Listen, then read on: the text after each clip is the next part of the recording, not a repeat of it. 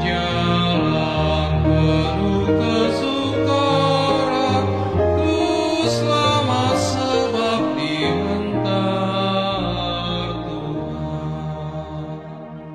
Berikan kasih agar hidupku Tuhan, mencahayakan sinar kasih-Mu. Meskipun dunia coba menceraikan, ku tinggal setia kepadamu. Berikan rahmat yang menguatkan aku di hadapan segala pencobaan. Bila kesusahan menimpaku, ku tak takut karena dekat Tuhan. Berikan damai pada jiwaku Tuhan, berikan perhentian yang tak terduga. Dan meski jalanku ditimpa taufan, ku akan tiba selamat di surga. Shalom, pemirsa yang diberkati Tuhan. Selamat bertemu kembali dengan saya dalam garis besar pelajaran Sekolah Sabat. Sebelum kita melanjutkan sesi pelajaran kita saat ini, mari kita bersatu di dalam doa. Bapa yang di surga, terima kasih Tuhan karena kasih dan berkat-Mu boleh mempertemukan kembali kami masing-masing melalui kanal virtual ini. Di saat ini Tuhan, kami akan belajar firman Tuhan, biarlah Engkau yang mengurapi pikiran kami, sehingga kami boleh memahami firman-Mu ini dengan sebaik-baiknya. Berkati seluruh pemirsa yang menyaksikan video ini, biarlah kiranya kuasa Roh Kudus Tuhan juga yang memberkati mereka. Ampuni kami Tuhan dari segala dosa kesalahan kami, dalam nama Tuhan Yesus kami berdoa. Amin. Bapak Ibu saudara-saudaraku yang kekasih, dalam nama Tuhan Yesus Kristus yang menjadi garis besar pelajaran Sekolah Sabat kita pada saat ini, kita sudah memasuki pelajaran yang ke-11. Pelajaran yang ke-11 dengan judul Mempraktekkan Kesetiaan Tertinggi kepada Kristus. Sebagai ayat inti terdapat dalam Efesus pasal 6 ayat yang ke-9. Dikatakan, dan kamu tuan-tuan, perbuatlah demikian juga terhadap mereka dan jauhkanlah ancaman.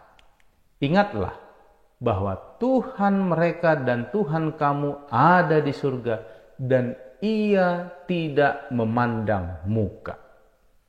Sebagai pendahuluannya dikatakan bahwa setelah membahas topik persatuan keluarga, Paulus menyelidiki salah satu kategori persatuan yang paling kontroversial dan sulit.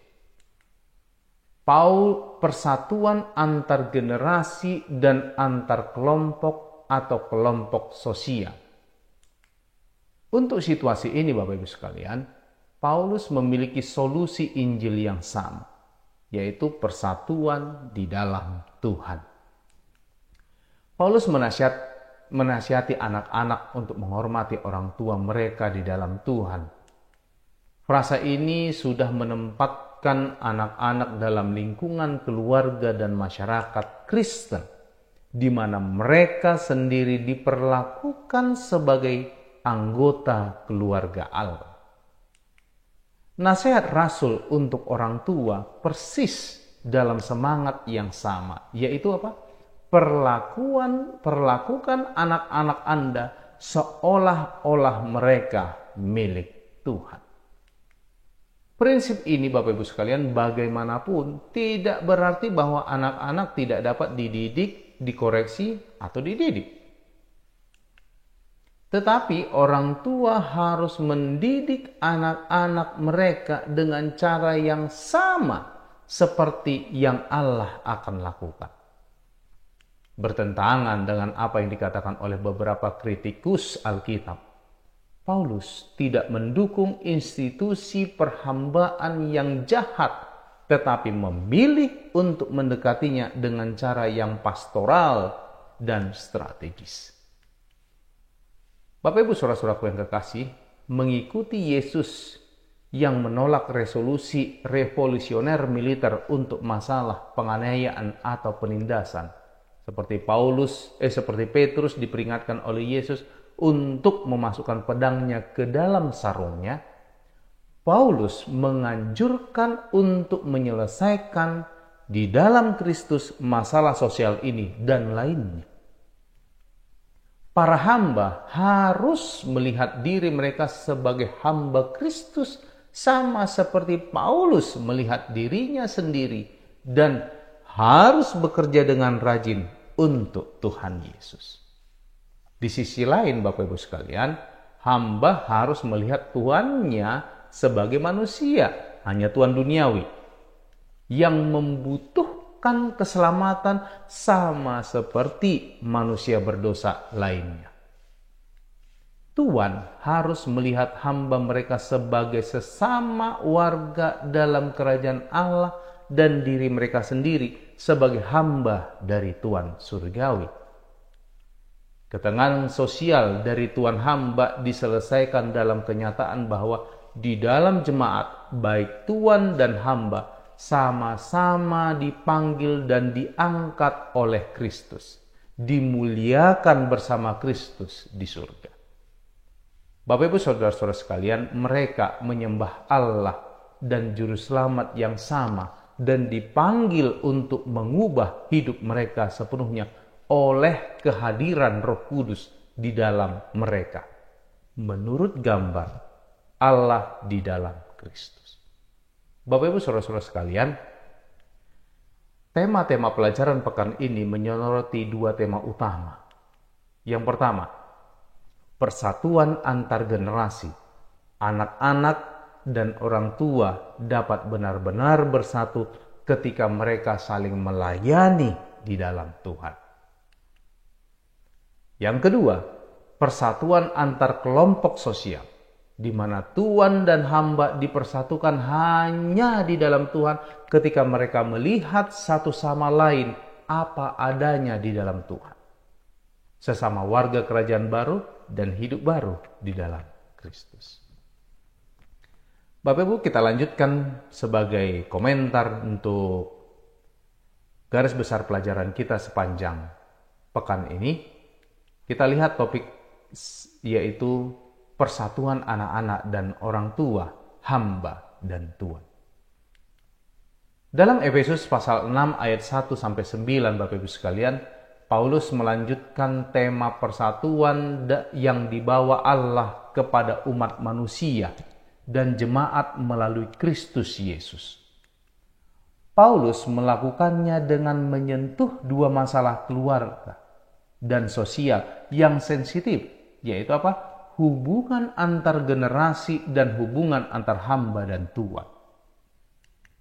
Rasul memberitahu anak-anak bahwa mereka harus menaati orang tua mereka di dalam Tuhan karena ini benar.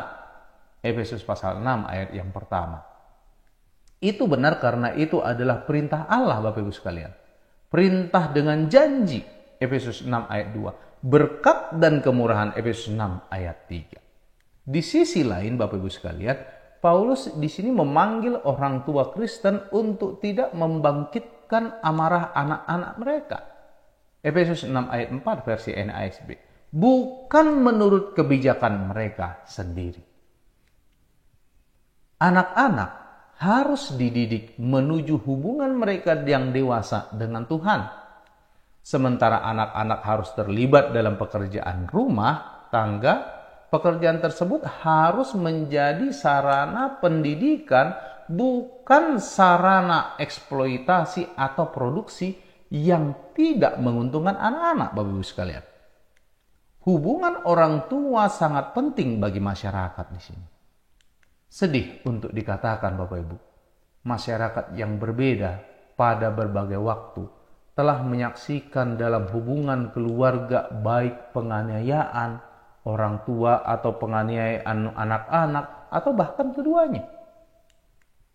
Paulus yakin bahwa ketegangan antar generasi yang disebabkan oleh dosa ini dapat diselesaikan di dalam jemaat hanya jika keluarga ada di dalam Kristus. Bapak Ibu sekalian, Paulus memanggil hamba-hamba Kristen untuk menaati tuan-tuan duniawi mereka dengan hormat dan dengan rasa takut dan ketulusan hati, sama seperti mereka menaati Kristus. Efesus pasal 6 ayat yang kelima, versi NIV. Dengan ini Bapak Ibu sekalian, Paulus tidak bermaksud bahwa dia menempatkan persetujuan ilahi pada sesuatu yang jelas-jelas salah atau jahat seperti perhambaan. Paulus juga tidak menggambarkan paralel antara penguasa duniawi dan Kristus. Sebaliknya, di sini Paulus menekankan keaslian pertobatan para hamba dan tuan. Kita harus menjadi orang Kristen sejati, Bapak Ibu sekalian, dalam situasi apapun yang kita alami. Di dunia yang penuh dosa ini, kita sering terjebak dalam berbagai situasi yang sulit. Beberapa dari kita tidak mampu atau dibatasi oleh penyakit dan beberapa oleh bencana alam atau situasi sosial. Dan bahkan beberapa menghadapi kematian. Tentu saja Bapak Ibu sekalian, dalam keadaan seperti itu, Kitab Suci mengajarkan kita untuk melakukan segala daya untuk memperbaiki atau mengubah keadaan kita. Namun, strategi ini tidak selalu memungkinkan untuk dilakukan, Bapak Ibu sekalian. Dalam keadaan seperti itu, hal terpenting yang harus dilakukan orang Kristen adalah berpegang teguh pada iman dan hubungannya yang sejati dengan Kristus. Demikian juga Paulus memberitahu para hamba di Efesus, jika Anda mengubah situasi yang mengerikan ini, yang terdapat dalam 1 Korintus 7 ayat 21-23, ingatlah misteri Injil, berkat Kristus di dalam tempat surgawi, kehormatan yang Dia berikan kepada kita dengan meninggikan dengan dirinya ke tahta Allah. Ingatlah juga bahwa kita semua adalah batu di bait Allah dan anggota tubuhnya, bahwa kita telah mengalami transformasi mendalam dari hati dan gaya hidup kita, transformasi mendalam dari sikap dan perspektif kita, dan kuasa Roh Kudus yang bekerja di dalam kita untuk menghasilkan perubahan yang menakjubkan ini. Jadi Bapak Ibu sekalian, seperti Yusuf di Mesir, bekerjalah untuk tuannya. Makmurkan rumahnya dengan cara yang sama seperti Anda bekerja untuk Yesus. Efesus 6 ayat yang ke-6. Perilaku demikian bukanlah sanjungan atau pujian Bapak Ibu sekalian. Perilaku ini juga tidak menipu diri sendiri atau sama dengan mengembangkan mentalitas hamba. Sebaliknya Bapak Ibu, perilaku ini mewakili esensi dari sikap Kristen dalam hubungannya. Dalam situasi atau struktur sosial apapun, hal terpenting bagi orang Kristen adalah pertobatannya yang akan menghasilkan sikap yang sungguh-sungguh, tekun, dan sempurna terhadap pekerjaan dan kehidupan. Ini bisa kita lihat dalam Efesus pasal 6 ayat yang ke-8. Ayat 6-8. Di sisi lain Bapak Ibu sekalian, Paulus memberitahu majikan Kristen untuk melakukan hal yang sama. Efesus 6 ayat 9. Untuk hamba mereka, jadilah tuan seperti Yesus. Tuan hamba duniawi atau orang kaya dan berkuasa tahu bahwa Yesus adalah Tuan mereka. Jadi, bertentangan dengan pendapat bahwa Paulus menegaskan perhambaan, ia menghancurkan dasar perhambaan dengan menetapkan prinsip Injil bahwa semua, baik hamba maupun majikan duniawi, memiliki Tuhan yang sama di surga, yaitu Yesus Kristus. Bapak Ibu saudara-saudaraku yang kekasih, semua hubungan sosial dan ekonomi duniawi harus berhubungan dengan Yesus Kristus. Hamba hidup dan bekerja terlebih dahulu dalam hubungannya dengan Yesus sebagai Tuhan mereka. Tuhan memperlakukan pekerja mereka seperti Yesus, Tuhan mereka memperlakukan mereka.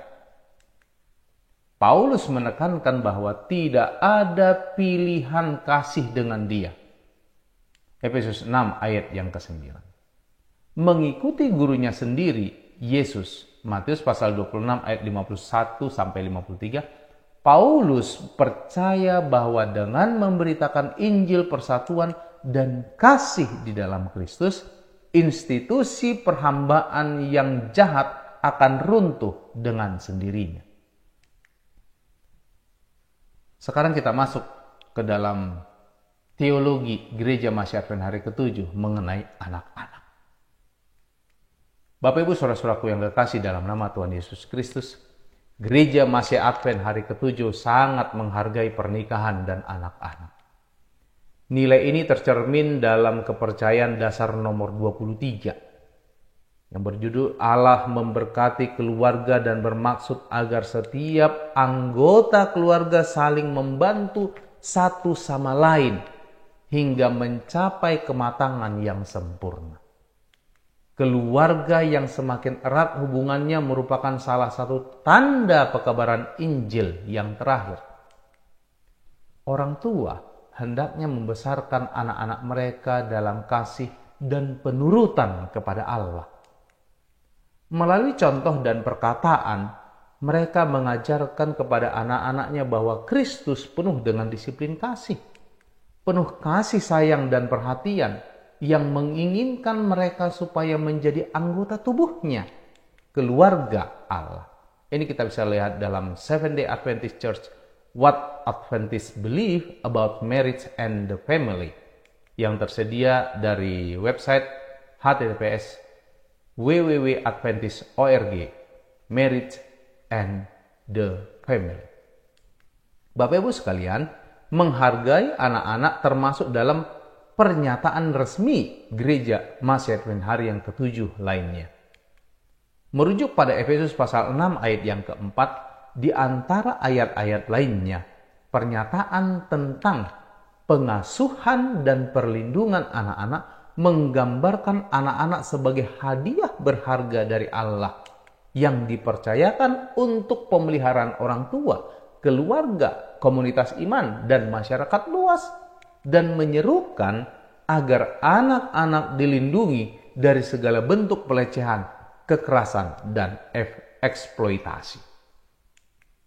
Pernyataan ini, Bapak Ibu sekalian, mencatat bahwa banyak anak mengalami hukuman keras atas nama pendekatan Alkitab terhadap disiplin. Disiplin yang digambarkan seperti diktator yang kejam, menghukum seringkali mengarah pada kebencian dan pemberontakan. Disiplin yang keras seperti itu juga dihubungkan dengan peningkatan risiko cedera fisik dan psikologis pada anak-anak, serta peningkatan kemungkinan anak-anak akan menggunakan pemaksaan dan kekerasan dalam menyelesaikan perbedaan mereka dengan orang lain. Sebaliknya, Bapak Ibu sekalian, contoh-contoh dari kitab suci serta sejumlah besar penelitian mengkonfirmasi keefektifan bentuk disiplin yang lembut yang memungkinkan anak-anak belajar melalui penalaran dan mengalami konsekuensi dari pilihan mereka.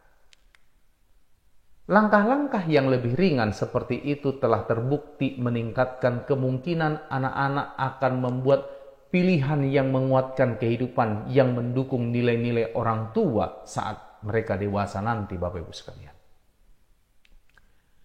Pernyataan ini meminta setiap jemaat untuk menjadi tempat yang aman bagi anak-anak, menyediakan pemulihan emosional dan spiritual bagi anak-anak yang terkena dampak kekerasan. Ini bisa dilihat dari Komite Eksekutif Gereja Masih Advent Hari ke-7 General Conference dengan topik Nature and Protection of Children pada tanggal 23 Juni 2010, dan bisa dilihat juga dari website www.adventist.org Official Statements Nature and Protection of Children. Bapak Ibu Saudara-saudaraku sekalian, pernyataan serupa termasuk rekomendasi praktis dikeluarkan pada tahun 1997 dengan topik pelecehan seksual anak yang dibuat oleh rapat musim semi Komite Eksekutif General Conference 1 April 1997 di Loma Linda, California, dan tahun 2000 dengan topik kesejahteraan dan nilai anak-anak yang dibuat oleh Komite Administratif General Gereja Masih Advent Hari ke-7 General Conference untuk dirilis pada saat sidang General Conference di Toronto, Kanada, tanggal 29 Juni sampai 8 Juli tahun 2000. Perlu dicatat Bapak Ibu sekalian bahwa Gereja Advent memiliki beberapa departemen yang melayani kebutuhan keluarga, seperti pelayanan rumah tangga, pelayanan anak-anak, pelayanan bakti wanita, dan pelayanan pemuda. Selanjutnya kita lihat teologi Gereja Masih Advent Hari ke-7 mengenai perhambaan. Dikatakan bahwa sebagai Gereja Masih Advent Hari ke-7, kita telah memasukkan ke dalam doktrin kita perspektif Alkitab tentang isu-isu sosial seperti rasisme, perhambaan, dan kesenjangan sosial ekonomi lainnya. Ini menghubungkan isu-isu ini dengan doktrin gereja, seperti yang dilakukan oleh Paulus dalam suratnya kepada jemaat Efesus. Kepercayaan dasar Advent nomor 14 yang berjudul Kesatuan dalam Tubuh Kristus menyatakan bahwa di dalam Kristus kita adalah ciptaan baru, berbeda suku bangsa, budaya, pengetahuan, kebangsaan, dan perbedaan tinggi rendah, kaya dan miskin, laki-laki dan perempuan, seharusnya tidaklah mendatangkan perpecahan di antara kita. Kita sama di dalam Kristus yang dengan satu roh telah menjadi satu dalam persekutuan dengan Dia dan satu dengan yang lain. Kita harus melayani dan dilayani tanpa pilih kasih atau tanpa pamrih. Tersedia dari https www.adventist.org Beliefs.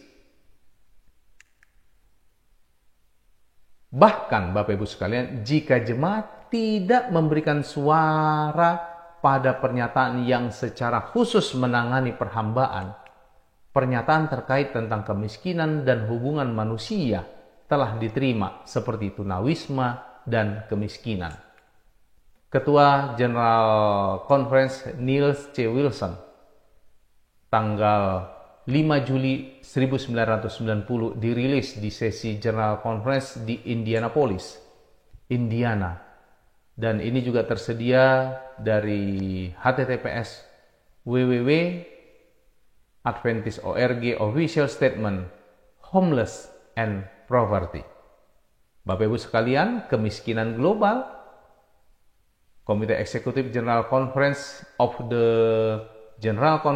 the Seventh-day Adventist tanggal 23 Juni 2010 dirilis pada General Conference Session di Atlanta, Georgia, 24 Juni sampai 3 Juli 2010. Dan ini tersedia dari https www.adventist.org Official Statement Global Poverty dengan topik One Humanity, a Human Relation Statement Addressing Racist, Caste, Tribalism, and Ethnocentrism. Ini merupakan Komite Administratif Gereja Masih Advent Hari ke-7 General Conference di Silver Spring, Maryland, tanggal 15 September tahun 2020. Tersedia juga di https www.adventist.org official statement One Humanity, a human relation statement addressing racism, atheism, tribalism, and ethnocentrism. Bapak Ibu sekalian, sebagai aplikasi kehidupan dari pelajaran kita pada sepanjang pekan ini, mungkin Anda pernah dilecehkan atau dianiaya oleh orang tua Anda di masa lalu. Yang pertama, meski begitu, apa 3 prinsip dalam Efesus 5 dan 6 yang bisa menjadi prinsip panduan untuk membesarkan anak Anda sendiri? Bagaimana prinsip-prinsip yang sama dapat menolong Anda untuk menyembuhkan luka dari hubungan keluarga Anda di masa lalu? Yang kedua, mungkin di sisi lain firman Tuhan dalam Efesus 6 dan Roh Kudus meyakinkan Anda bahwa Anda telah berada di jalan yang menganiaya pasangan Anda dan anak-anak Anda. Berdasarkan pelajaran dari Efesus 5 dan 6, 3 langkah apa yang dapat dilakukan untuk mendapatkan kebebasan dari situasi seperti ini? Poin yang ketiga, jika berdasarkan penelitian ini, Anda menyadari bahwa Anda telah mengalami kehidupan yang tidak hormat dan menghina orang tua Anda, apa 3 cara yang dapat Anda lakukan untuk memperbaiki situasi ini? Pertanyaan yang keempat, tampaknya ada hubungan yang erat antar sikap yang kasar dan dalam keluarga dan jemaat dengan kepergian orang-orang muda dari gereja. Apa yang dapat Anda sebagai keluarga dan atau sebagai jemaat lakukan tentang fenomena ini? Bagaimana kita dapat menemukan keseimbangan antara mengoreksi perilaku orang muda dan membiarkan mereka mengetahui kasih kita yang terus-menerus dan tak tergoyahkan untuk mereka? Yang kelima, Nabi Maleaki dalam Maleaki 4 ayat 5 dan 6 menubuatkan tentang kembalinya Elia kepada umat Allah dengan pekabaran rekonsiliasi yang dilakukan Allah antara kita, anak-anaknya yang berdosa, dan dirinya sendiri sebagai Bapa kita. 2 Korintus 5 ayat 18-21.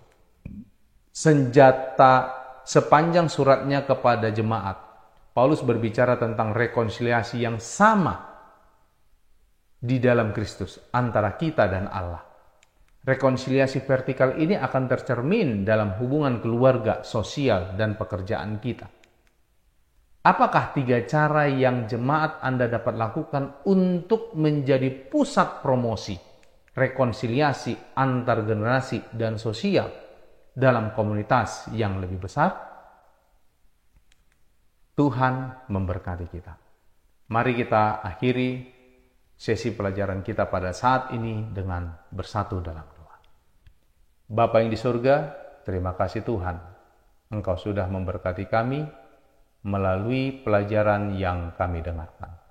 Biarlah kuasa Roh Kudus Tuhan yang memberkati seluruh masing-masing kami yang menyaksikan video ini, agar kami boleh memahami pelajaran ini dengan baik, kami boleh menghidupkannya dalam kehidupan kami, dan terlebih iman kami boleh semakin dipertumbuh. Bapa yang surga, Engkau kiranya memberkati seluruh pemirsa yang menyaksikan video ini. Biarlah kasih Tuhan yang menguasai kehidupan mereka. Berkat-berkat Tuhan melimpah bagi mereka, sehingga mereka gunakan berkat-berkat itu untuk memuliakan Tuhan dan juga untuk mencukupi kebutuhan hidup mereka. Inilah doa permohonan kami Bapa. Biarlah kasih-Mu yang mempertemukan kami di pertemuan yang berikutnya, di mana kami boleh kembali bersama-sama mempelajari pelajaran firman Tuhan ini. Ampuni kami Tuhan dari segala dosa kami. Kehendak-Mu yang terjadi dalam hidup kami persembahkan doa permohonan kami ini hanya melalui anak-Mu Yesus Kristus yang menjadi Tuhan dan Juru Selamat kami. Amin.